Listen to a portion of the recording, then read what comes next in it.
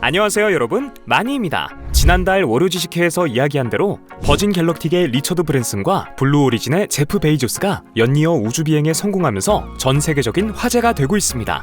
이제 정말 우리도 우주여행 가는 거냐면서요. 일론 머스크의 스페이스X도 이에 질세라 이번 달인 9월 중순 첫 민간인 비행을 준비 중이라죠. 뿐만 아니라 넷플릭스가 이 미션의 전후 과정까지 담은 다큐멘터리를 거의 실시간으로 스트리밍할 예정이라니 완전 기대되는데요.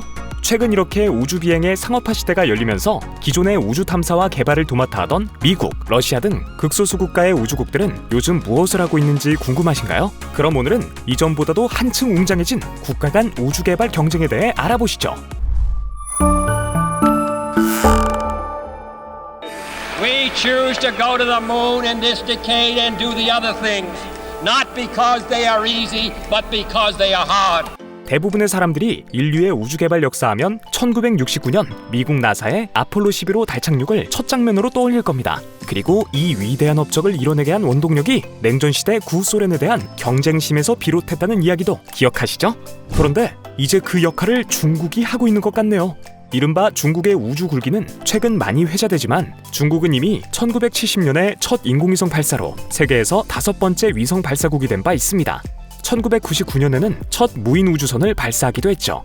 그러다 2003년 우주인을 탑승시킨 선저우 5호 발사의 성공, 미국과 러시아에 이어 역사상 유인 우주선 발사에 성공한 세 번째 국가가 되면서 전 세계가 긴장하기 시작합니다. 이후 중국의 우주 개발은 가속도가 붙습니다. 21세기 들어 시작하여 현재까지 이어지는 중국 우주 개발 사업은 크게 달 탐사 프로젝트인 창어 프로젝트, 우주 정거장 캔궁, 그리고 GPS 대항마인 베이더우 위성 항법 시스템, 그리고 화성 탐사 미션인 캔1이 있습니다. 모두 중국의 나사에 해당하는 CNSA, 즉 국가항천국에서 추진 중이죠. 2019년 창어 4호가 역사상 최초로 지구에서는 육안으로 볼 수 없는 달 뒷면에 착륙하여 세상을 놀라게 합니다. 후발주자인 만큼 선례가 없었던 성과를 달성하려고 분투한 거겠죠? 또한 2020년에 발사한 화성 탐사선 캔1 1호가 올해 2021년 초 화성에 무사히 착륙함으로써 중국이 미국에 이어 화성에 탐사선을 착륙시킨 두 번째 국가가 되었고요. 여기서 잠깐 깨알 상식 코너! 중국 우주 프로젝트 명칭들을 살펴보면 우리도 이미 알고 있는 이야기들과 관련이 있습니다. 베이더우는 북두칠성, 그리고 창원은 우리나라에서도 항아로 알려진 전설 속의 달의 여신입니다. 한편 달 표면에 착륙하여 임무를 수행하는 탐사 차량 위투는 바로 옥토끼랍니다.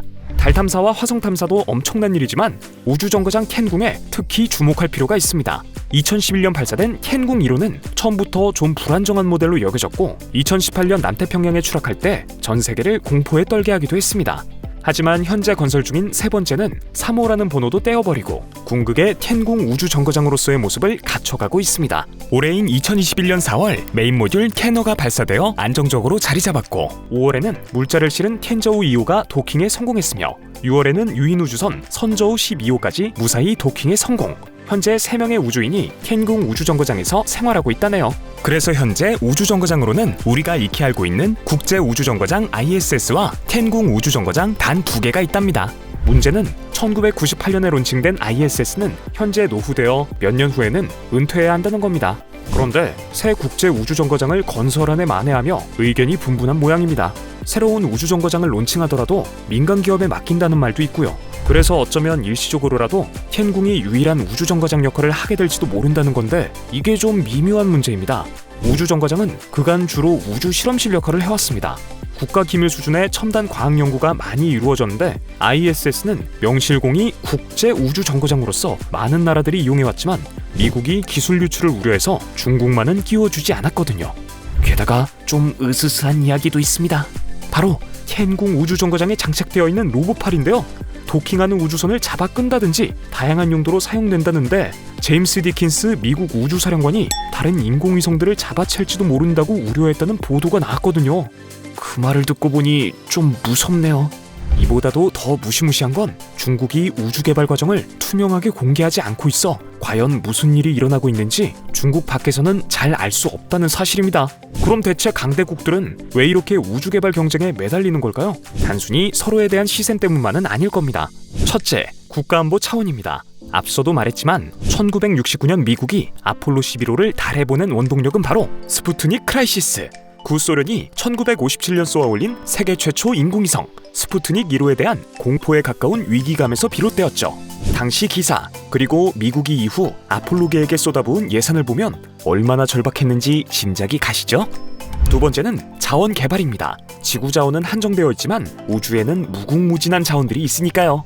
이를테면 달에 엄청난 양의 희토류가 매장되어 있다고 하니 모두 달식민지 건설에 열을 올릴 수밖에요. 이건 서양사의 한 획을 그은 대항해 시대를 떠올리게 하네요. 세 번째 이유는 새로운 경제적 기회의 창출이죠. 국방 목적과 국익 극대화라는 앞의 이유가 보다 근본적이지만 여기서부터 민간 우주산업이라는 새롭고 거대한 산업이 탄생했으니까요. 우주산업은 2040년까지 약 1조 달러 규모로 성장할 전망이랍니다. 일각에서는 지난 세기 실리콘밸리의 탄생조차도 원래 미국 군산복합체가 육성한 반도체 산업과 인터넷에서 파생된 것이라 보기도 합니다. 자, 그래서 미국은 다시 달에 갑니다. 아폴로 계획 이후 몇 차례 우주왕복선을 발사하고 꾸준히 화성 탐사를 하고 있긴 하지만 21세기 들어서 나사의 활동은 소강 상태에 가까웠는데요. 앞서 설명한 것처럼 이번엔 구소련 대신 중국으로부터 자극 제대로 받아서 아르테미스 프로그램을 추진 중입니다. 2024년까지 달에 지구인을 보내서 아예 머무르게 하겠다는 야심찬 계획이죠. 아르테미스 프로그램은 아폴로 계획보다 훨씬 판이 큽니다. 일본, 영국, 룩셈부르크, UAE, 우크라이나 등에 이어 지난 5월 한미 정상회담에서 우리나라도 참여하기로 결정함으로써 현재 총 10개국이 아르테미스 협정에 서명했답니다. 초대받았지만 아직 서명하지 않은 국가들도 있어서 규모가 더 커질 수도 있습니다. 이쯤에서 구소련이었던 러시아는 뭐하고 있는지 궁금하시죠? 러시아도 아르테미스 프로그램에 초청은 받았는데 아직 서명을 하지 않고 있다네요. 아르테미스 프로그램이 미국을 리더로 한 다국적 연합으로서 중국과 경쟁하는 구도이다 보니 러시아로서는 좀 착잡하겠죠. 또 한편으로 러시아는 자체 달 탐사선 루나 25호 발사를 준비 중이기도 합니다.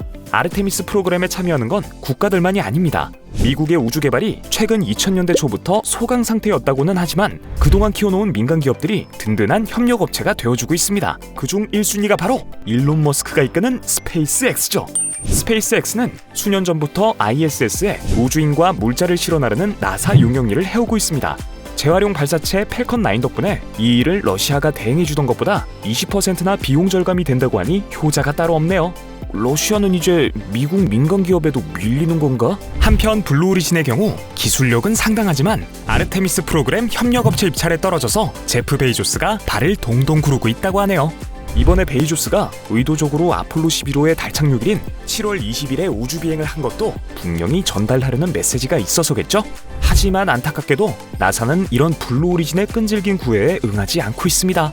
전통의 항공 우주산업 강자인 보잉과 에어버스, 그리고 방산업체 로키드 마틴 등도 아르테미스 프로그램의 주요 참여자들이라고 하니 외계인이 쳐들어오기 전에 지구인들끼리의 전쟁도 우주에서 벌어질지 모를 일이네요. 실제로 미국과 중국이 육해 공군에 이어서 우주군 창설에 나섰다는군요.